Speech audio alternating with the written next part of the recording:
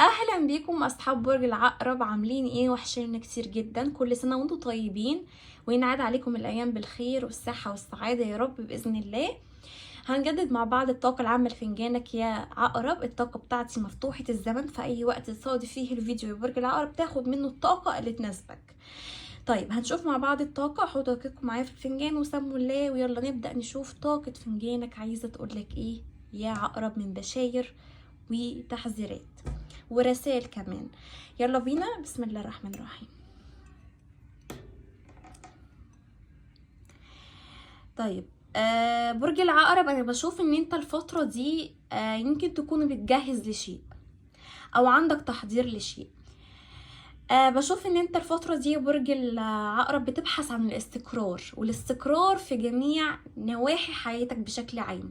تبحث عن الاستقرار المادي، عن الاستقرار العاطفي، عن الاستقرار العائلي. فانت الفترة دي يا برج العقرب بتحاول انك انت تظبط امورك في المكان الصحيح، او نقدر نقول انت عايز تكون الفترة دي فترة تكون مريحة ليك، ما تكونش فترة فيها تعطيل او فيها يمكن معكوسات تقابلك. انت عايز تخلي الامور الفترة الجاية تكون احسن من الفترة اللي فاتت، وده هيحصل لان انت عندك الفترة دي برج العقرب، عندك هنا القدر في صالحك. انت في هنا حد هيعرض عليك عمل جديد، هيعرض عليك شراكة، هيعرض عليك انك انت تدخل في وظيفة مثلا مختلفة عن اللي انت فيها، بس انت هتكون مشتت يا برج العقرب. طب يا ترى ادخل العمل ده ولا خليني على العمل اللي انا فيه؟ فانت هتكون محتار ما بين طريقين، زي ما تكون واقف في مفرق طرق يا برج العقرب. بص، انت زي ما تكون هنا واقف في مفرق طرق ومحتار اخش انهي طريق، انهي طريق هيكون ليا فيه الخير. فانا شايفه ان في حد هيعرض عليك فرصه عمل حلوه. الفرصه دي انا شايفاك انك انت تستغلها لصالحك، لان فرصه بالنسبه لك يا برج العقرب هتكون لا تعوض. وانت احسبها برضو، اعمل دراسة جدوى. هل الحاجة دي تناسبني ولا ما تناسبنيش؟ هل الشيء ده هيكون مربح بالنسبة لي ولا هيكون جاي عليا بخسارة؟ تمام. هنا يا برج العقرب بشوف انك انت هنا قاعد زي ما تكون بتفكر، منشغل بأمور كتير حواليك، متحمل مسؤوليات، عليك التزامات. بس بشوف ان انت في برج العقرب انت هتكون الفترة دي حاطط كل جهدك وطاقتك في الشيء ده عشان تنجح وتوصل للشيء اللي انت عايزه.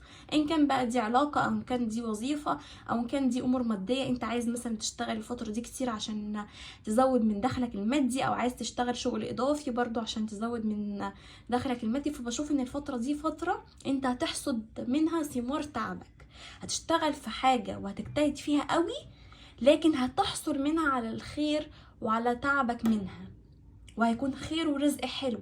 انت مش هتحس بطعم التعب وطعم الوجع والاجتهاد اللي انت شفته في الشيء ده الا لما تحصل على الرزق بتاعه بعد فترة. انت دلوقتي ممكن تكون مش شايف ده، بس هتشوفه خلال الفترة الجاية برج العقرب. تمام.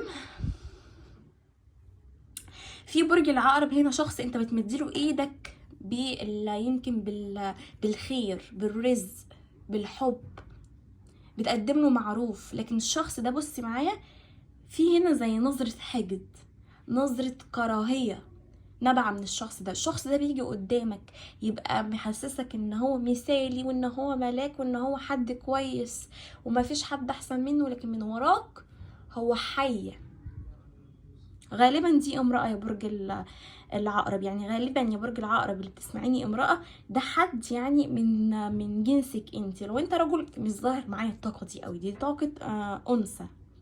تمام. بص هنا، طيب خلي بالكم منها، خلي بالكم ان هي حد مش كويس، بتنقل الكلام، بتحاول ان هي توقع في حاجة، عينيها وحشة. غالبا يا برج العقرب ممكن تبص في حاجة انت هتعملها، الحاجة دي ما تكملش عندك، او دي جارة ليك. فانتوا خلي بالكم الفترة دي. لو عندكم تعطيل في امور المادية فغالبا انتوا عندكم طاقة حسد، وطاقة الحسد دي جاية من حد قريب منك. تمام. طيب برج العقرب بشوف هنا ان انت يعني هتسلك طريق، بس الطريق ده انت هتكون مقلق منه. زي ما قلت لك دي حاجة مختلفة انت ما دخلتش فيها قبل كده او ما عندكش الخبرة فيها، بس هتنجح فيها. يعني انت هتحاول تجتهد وتحاول تبذل مجهود عشان تكون فيها يمكن حاجة يعني يكون احسن بالنسبة لك، او نقدر نقول هتكون فيها حاجة يعني كويسة تجتهد فيها لدرجة انك انت تكون شاطر فيها او ناجح فيها. تمام. عندكم كمان هنا سفر اوراق سفر، انتوا بتجروا ورا اوراق تخص وظيفه، تخص يمكن معاملات بنكيه، ممكن بتخلصوا ورق الفتره دي، عندكم مثلا ورق يخص ميراث، كان في تعطيل، كان في يمكن وقف حالي الفتره اللي فاتت، لكن بشوف ان الامور دي هتتيسر معاك الفتره اللي جايه. برج العقرب. برج العقرب بشوف هنا ان انت بتجددوا حاجه الفتره دي في البيت، بتشتروا حاجه للبيت، بتعملوا صيانه للمنزل، بتوضبوا حاجه مثلا شقه جديده، مكان جديد، في حاجه انتوا بتوضبوها الفتره دي يا برج العقرب.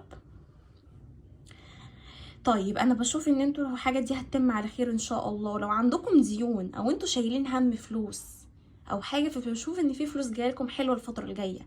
كمان انتوا تسمعوا خبر حلو، خبر حلو يخص حاجه انتوا تعبانين فيها بقالكم فتره، بس هتحصلوا على الخير فيها ان شاء الله يا برج العقرب. تمام. برج العقرب بشوف هنا ان في حد هنا يا برج العقرب، الست دي هتيجي تزورك.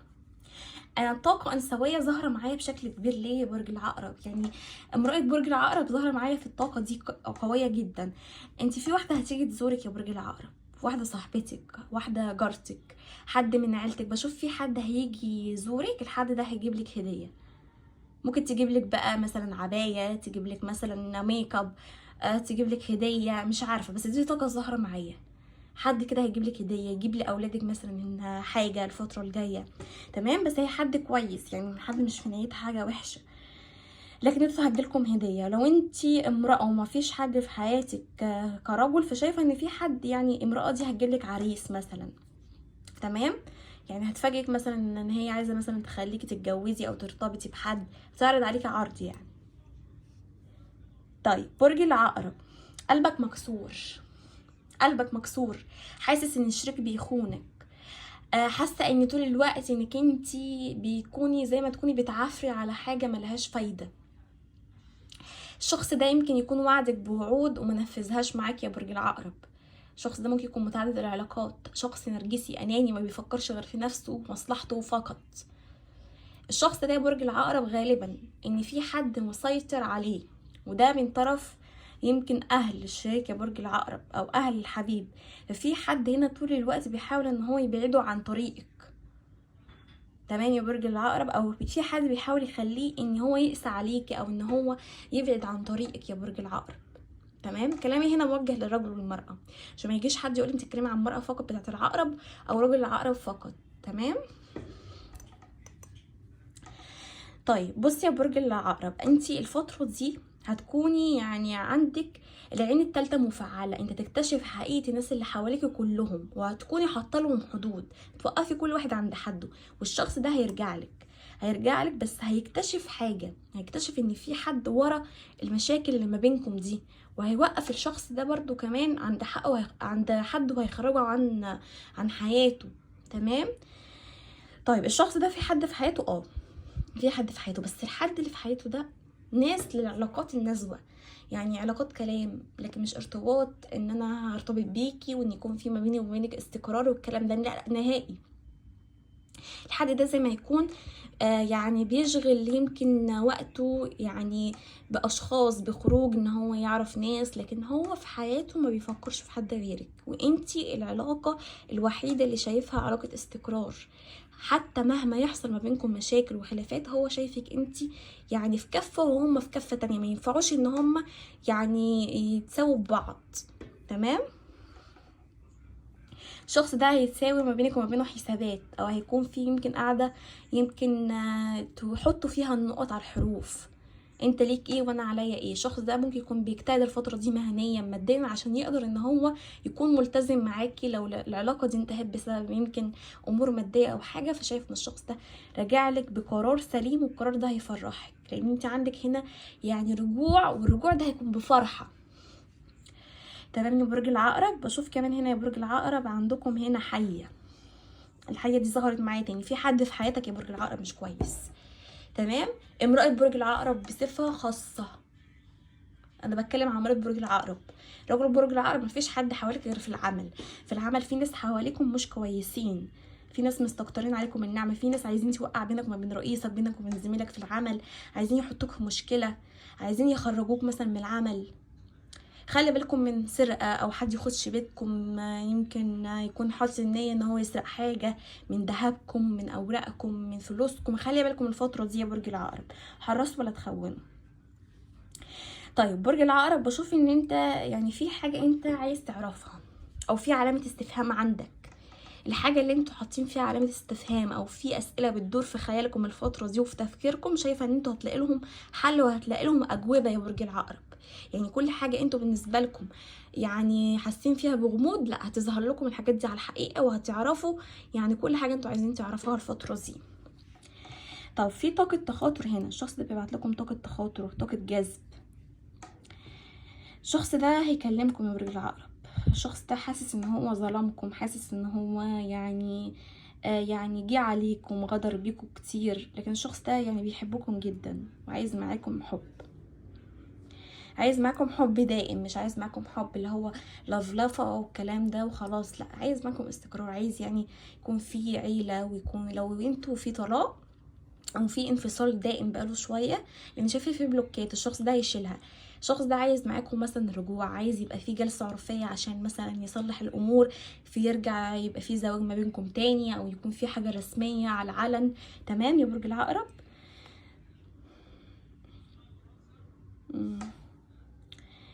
طيب برج العقرب، انتوا الفتره دي بتشتروا حاجه تخص يمكن منزل، او هتشتروا عربيه، او هتجددوا حاجه الفتره دي. تمام، هتبقى امورك فيها ميسره برضو، بس خلي بالكم من الاوراق يا برج العقرب، من برضو الاوراق لو انتوا مثلا بتمضوا على حاجه، خلي معاكم حد قانوني، محامي، حد يكون فاهم في الاوراق عشان ما يحصلش تلاعب او تزوير في الورق. تمام، هتعرفوا دوت بقى امتى، يعني لما يحصل لا قدر الله حاجه، لا خلي بالكم. طيب انتوا عندكم زيارات، عندكم حد من عيلتكم هيجي يزوركم، عندكم احتفالات، عندكم اجواء عائليه، عندكم اجتماعات، هتحضروا خطوبه الفتره الجايه، هتحضروا فرح. شايفه ان في عريس كده هيتقدم لكم الفتره الجايه، شخص جديد ممكن تتعرفوا عليه عن طريق يمكن مناسبه، عن طريق مثلا امور تخص مثلا اوراق او حاجه يا برج العقرب. تمام. طب صحيين يا برج العقرب، بشوف ان انتوا الفتره دي يا برج العقرب عندكم كمان ممكن كسل، عندكم طاقه خمول. الشخص ده يعني ممكن يكون مأثر على تفكيركم، او انتوا مغزولين منه، او يا برج العقرب فده مأثر على نفسيتكم. تمام، موجوعين من اللي حواليكم. شايفه ان الشخص ده بيراقبكم وبيتجسس عليكم، هياخد معاكم خطوه الفتره الجايه. طيب انا شايفه في صداع، حاسين طول الوقت بآلام في جسمكم، في طاقه مش حلوه مأثره عليكم. بشوف كمان ان انتوا عندكم خروج من طاقه سلبيه، حد من اصحابكم من عائلتكم هيخرجوكم الفتره دي، او انتوا هتغيروا جو وهتجددوا من الطاقه بتاعتكم الفتره دي، عندكم تجديد طاقه. طيب عندكم الفتره دي ممكن حاجه تخص مثلا تجميل، انتوا عايزين تغيروا حاجه في شكلكم، تغيروا ستايل لبسكم، مهتمين جدا ببشرتكم بشعركم الفتره دي، مع انكم عندكم تساقط في الشعر، وعندكم كمان زي ما قلت لكم يمكن ضوافركم بتتكسر او حاجه يا برج العقرب. تمام، في طاقه مش حلوه عندكم هتخرجوا منها، وده بسبب الحسد زي ما قلت لك، والعين اللي حواليكم بيبينوا لكم ان هم بيحبوكم، لكن من جواهم غل وغدر من ناحيتكم.